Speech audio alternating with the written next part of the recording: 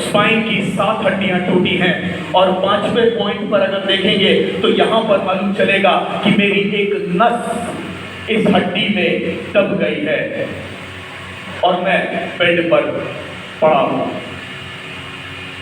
मेरा एक छोटा सा एक्सीडेंट हुआ, बहुत मामूली सा एक्सीडेंट हुआ और मैं खड़ा हुआ था और एक बच्चा डिसबैलेंस हुआ बाइक से और उसने मेरी पीठ पे आकर अपने हैंडल को मार दिया, मैं गिर गया।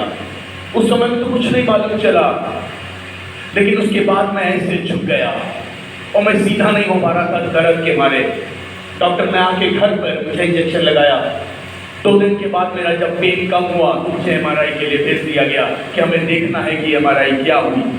और जब ये MRI रिपोर्ट आई तो डॉक्टर हैरान था कि आपकी स्पाइन की 7 हड्डियां टूट कैसे गई हैं और ये पेन आपका कभी खत्म नहीं हो सकता है क्योंकि रूट नर्व में एक नस 5वें पॉइंट पर जाकर फंस गई है।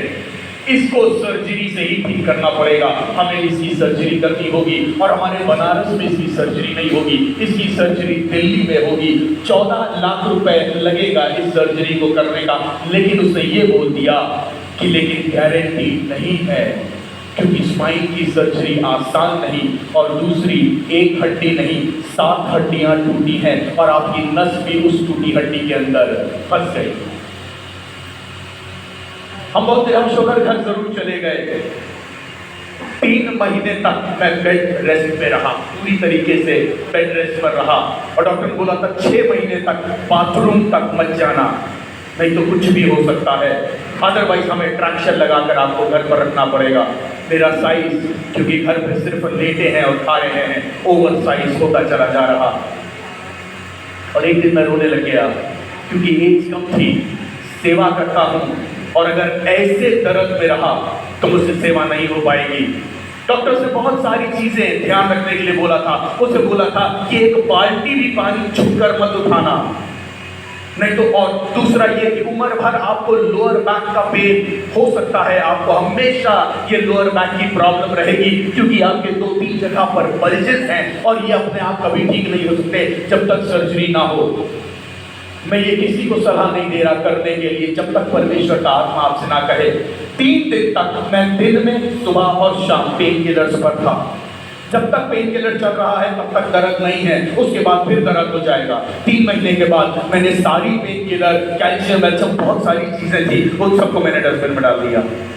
मैंने अपनी वाइफ से बोला मैं जिम जाऊंगा।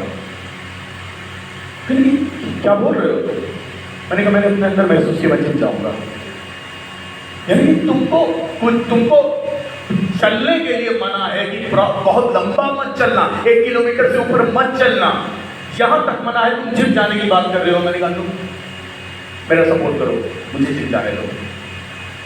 तो सपोर्ट किया, उसके साथ मैंने जिम जाना शुरू किया।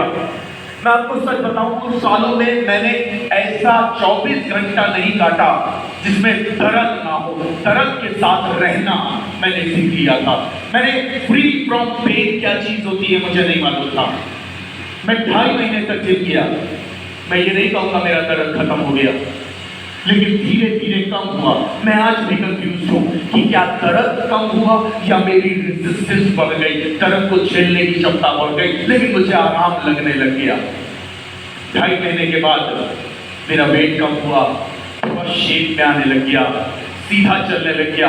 घंटों घंटों तक मैं बैठ सकता था, खड़ा हो सकता था, नहीं तो पहले मैं बहुत देर बैठ नहीं सकता था, नहीं तो स्पाइन दुखने लग जाए और मुझे तुरंत कम से कम 2-3 घंटे के लिए लेटना पड़ता था।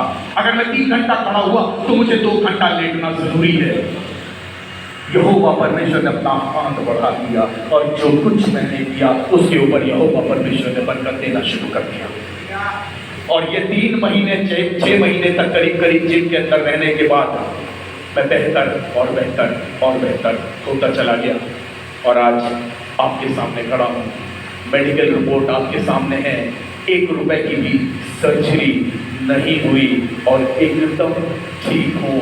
कितना भी वेट हो जो हिसाब का है वो उठा लेता हूँ, जितने शरीर को ज़रूरत है उतनी उठा लेता हूँ। और ये गवाही मैं इसलिए देना चाहता हूँ ताकि यहोवा परमेश्वर के नाम को महिमा मिले।